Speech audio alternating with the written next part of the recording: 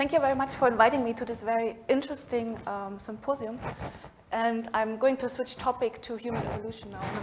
In particular, I'm going to talk about the evolution of a transcription factor network that is active in the primate prefrontal cortex.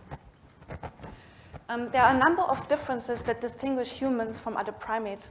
For instance, our ability for bipedal walking, also our longer maximal lifespan, our susceptibility to certain diseases, such as Alzheimer's disease, AIDS, or malaria. But what I'm the most interested in is the increase in our brain size, especially the prefrontal cortex that has largely increased in brain, and our differences in cognitive abilities. The increase in brain size is something that's very interesting because that's something that happened very rapidly during recent human evolution. So if you look at the cranial capacity, which you can take as a proxy for brain size, and then you have the time course here in millions of years, and you can see that the size of our brain increased really very rapidly during the last 6 million years of human evolution. And just to put this in context, this is approximately the size of the brain of a chimpanzee, and it's approximately the same size as in Australopithecus. And with this increase in brain size came a number of cognitive abilities that distinguish us from other primates. For instance, our ability for complex communication, like our spoken language, our abstract symbols and grammar use.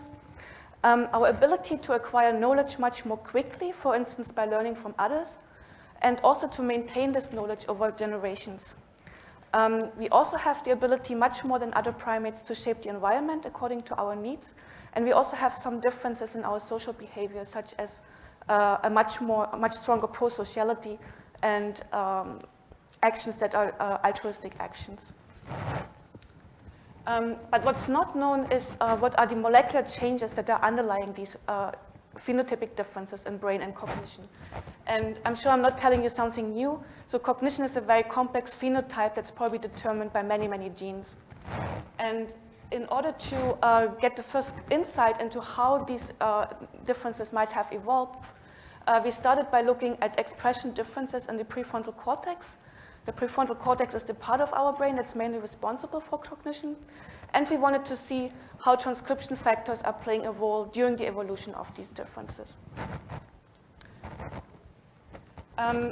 We used a data set that is a transcriptomic data set from the prefrontal cortex that contains 6 different humans, 6 different chimpanzees, and 6 different rhesus macaques. And here you can see Stefano, who is was a PhD student in my lab, who mainly performed this project. And we also used the second data set, that's a developmental data set, that includes individuals from all 3 species again, starting with individuals from soon after birth and going to very old individuals in all of these 3 species. And then we first identified genes that are differentially expressed in a species-specific way. And we defined human-specific genes by the genes that are differentially expressed between humans and chimpanzees, humans and rhesus macaques, but where chimpanzees and rhesus macaques are not differentially expressed. And accordingly, we defined chimpanzee-specifically expressed genes and rhesus macaques specifically expressed genes. And here you can see how many of the transcription factors are differentially expressed. This is already normalized for expression changes per million years. And if you look at this plot, it's very clear that we see the most changes happening on the human lineage. So what are the consequences of these expression changes of transcription factors? We started, so in total we have 270 transcription factors that are species-specifically expressed. And we started by a literature survey. And what we found is that 68 of these transcription factors are known to be involved in brain development or have been implicated with different brain disorders. So what are the target genes of these transcription factors, and how are these brain TFs interacting with other transcription factors that are present in the prefrontal cortex and have changed in the prefrontal cortex?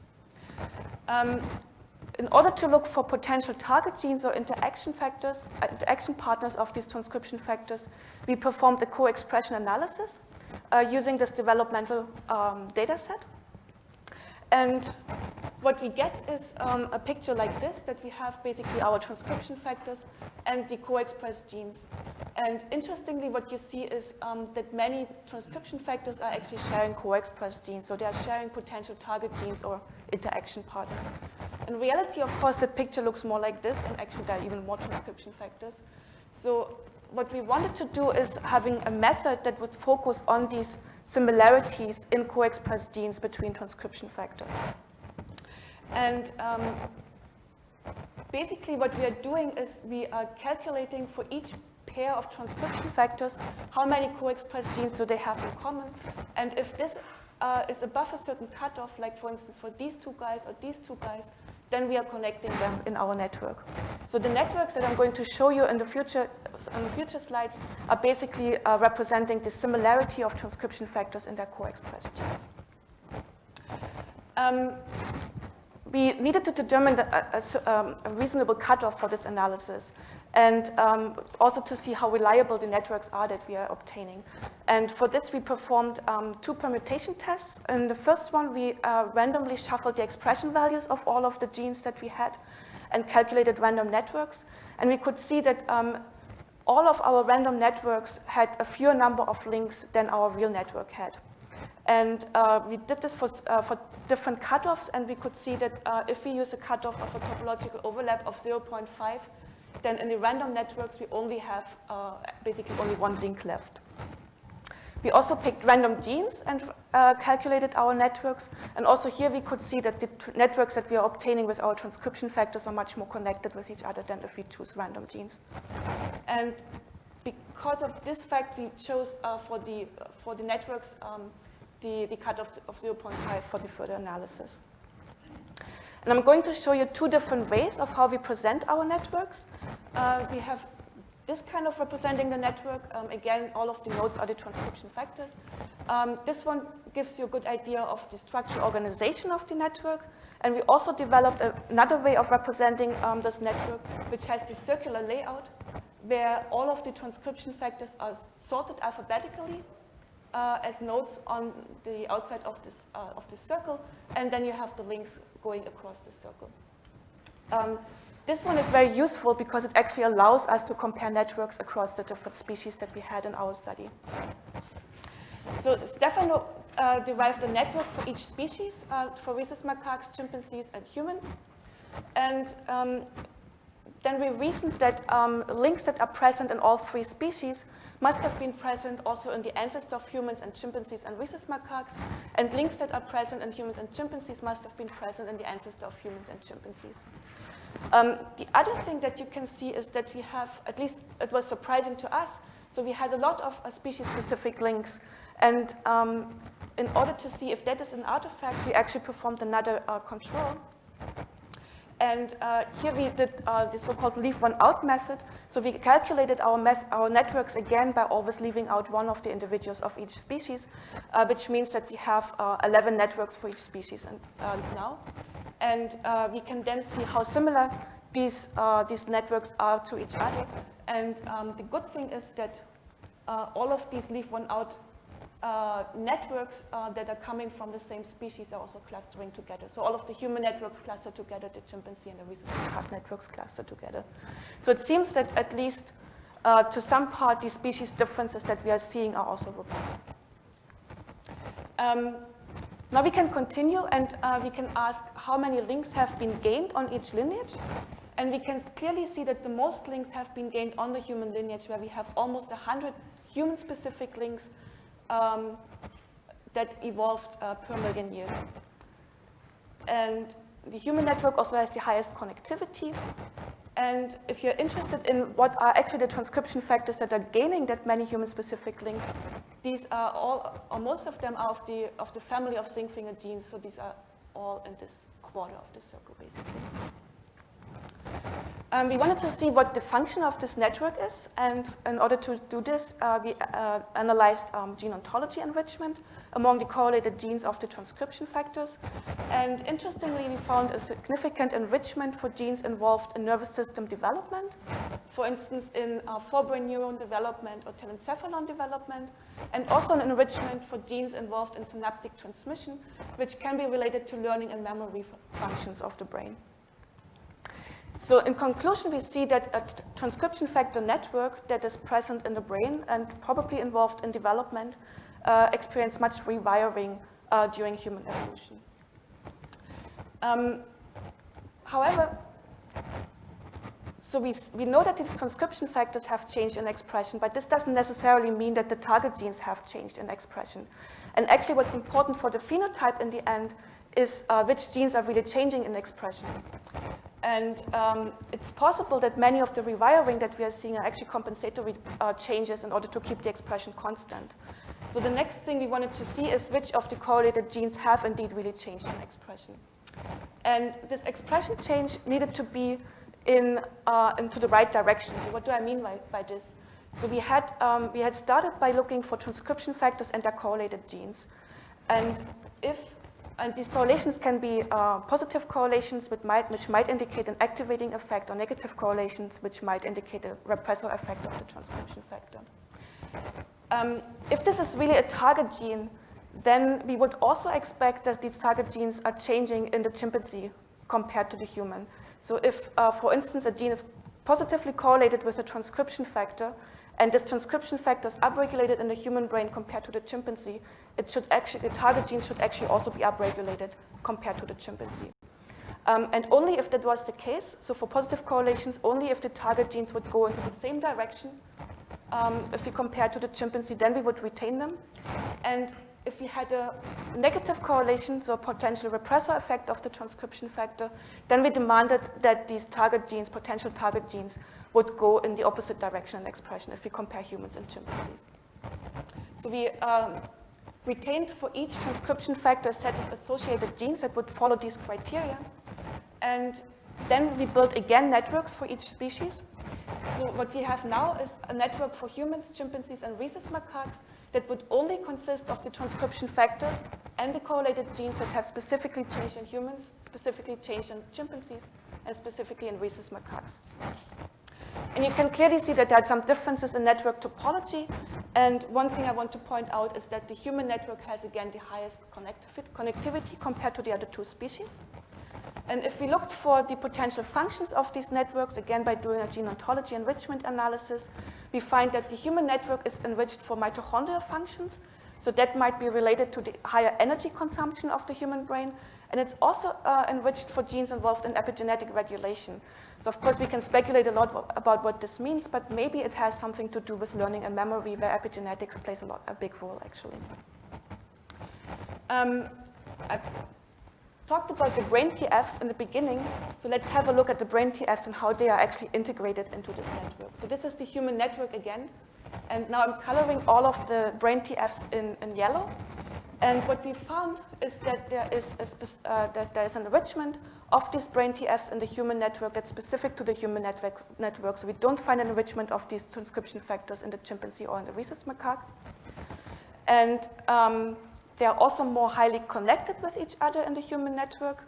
And we find these brain TFs to be enriched among the hubs of the human network. And just to give you some examples of the hubs of the human network, we have, for instance, a transcription factor that's important for the circadian rhythm, and it's also involved in bipolar disorder. We have another one that's involved in mental retardation. We have one that's involved in neurodevelopment, and we have one that's involved in autism and X-linked mental retardation. So it seems to us that actually, maybe in part, some of the evolutionary changes that we are seeing in the human network might also be related, might not only be related to cognitive abilities, but also to cognitive disorders that are human-specific. In summary, so I talked about the evolution of a transcription factor network in the prefrontal cortex, and we have seen a lot of rewiring of this network with many, many changes happening on the human lineage. And some of these changes in the human network might be related to cognition and cognitive disorders. I want to acknowledge my group, especially Stefano, who was the leading person in this project, and also my collaborators. Here I want to highlight Ivan Almas, who had developed this, the network algorithm for us, and Jan Arts, who developed the circle layout for representing and for comparing our networks. And thanks a lot for your attention.